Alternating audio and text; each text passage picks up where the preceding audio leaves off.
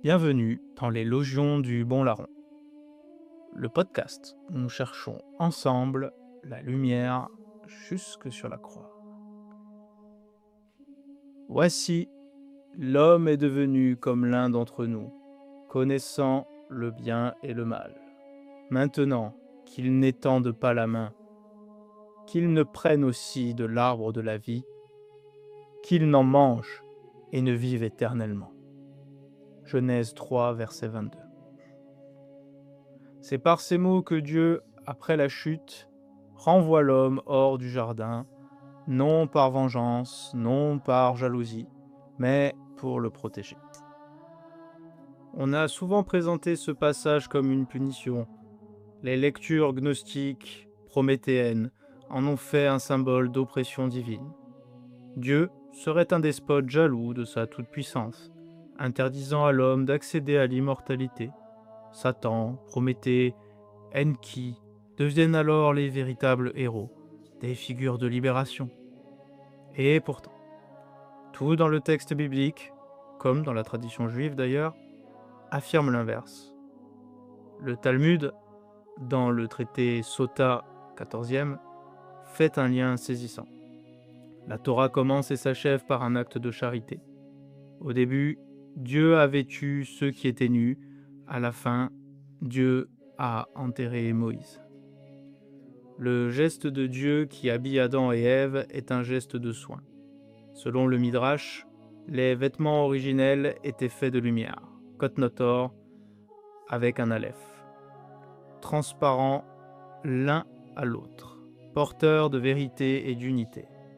Après la faute, ces vêtements de lumière deviennent des vêtements de peau, Kotnotor avec un ahin.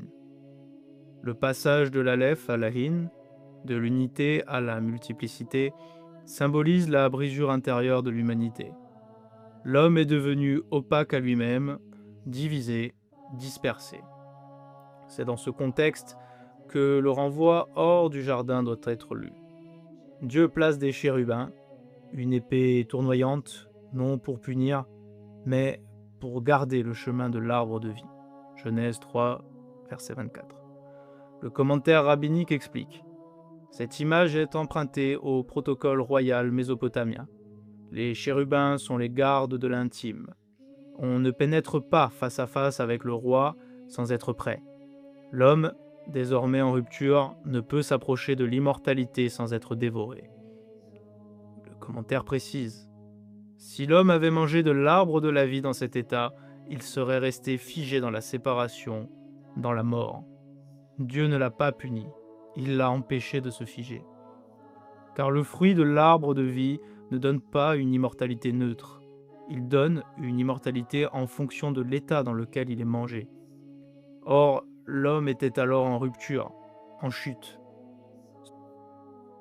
Ce n'est pas l'homme innocent qu'on empêche de vivre éternellement, mais l'homme déchu qu'on protège de la fossilisation de sa chute.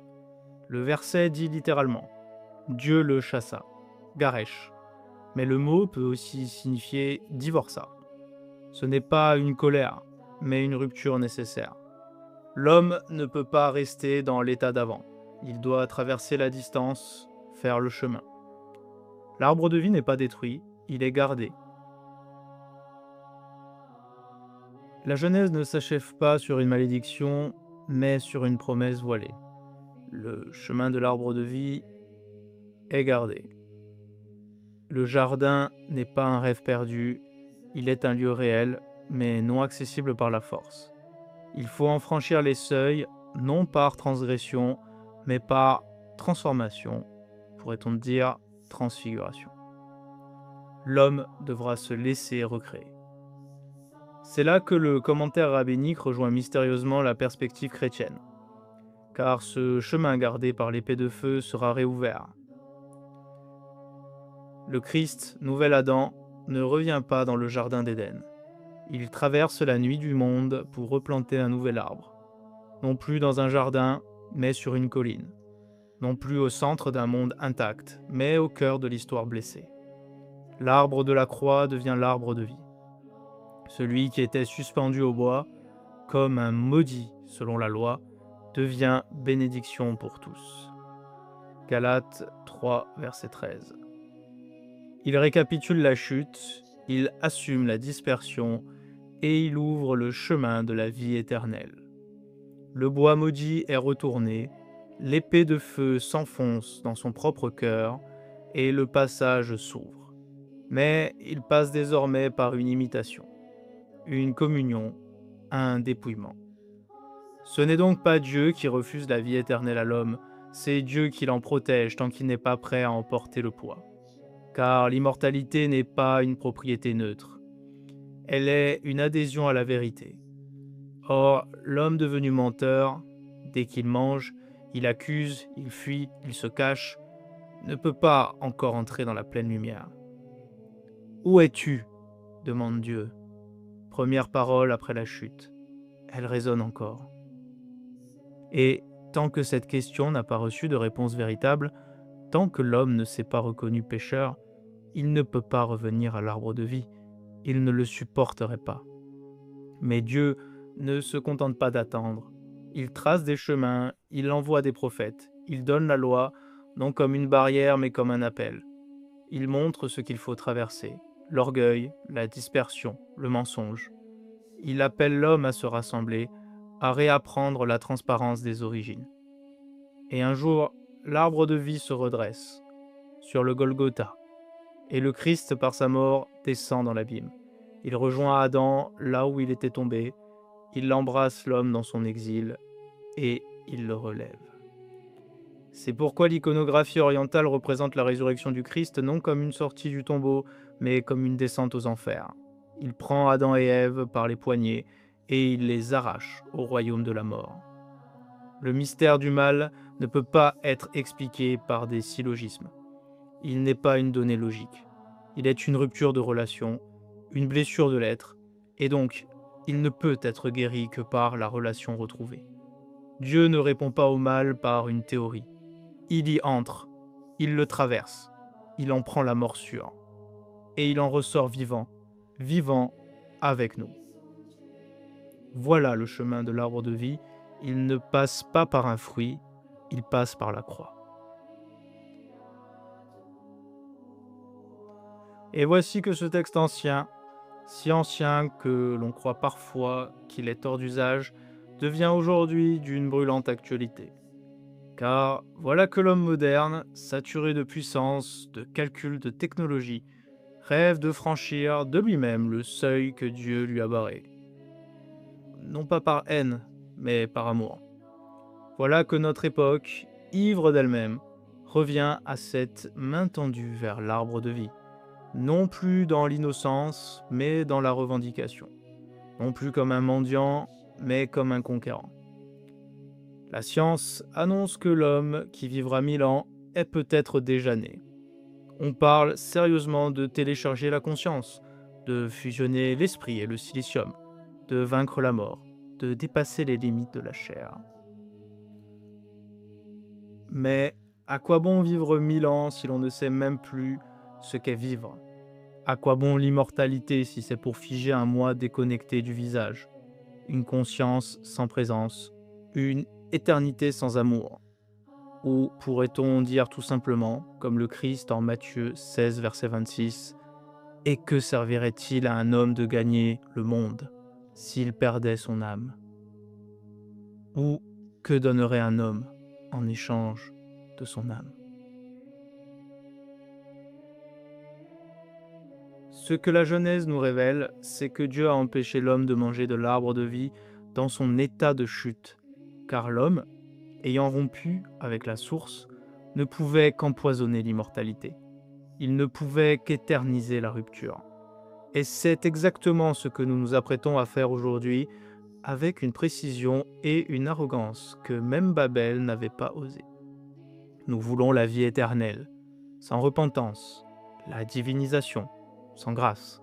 Nous voulons être comme des dieux, mais séparés de Dieu. Et ce, après la fête du serpent, après l'alliance rompue, après la dispersion. Mais il est impossible d'être uni à l'éternité sans être uni à l'éternel. L'homme ne peut devenir immortel sans se trahir.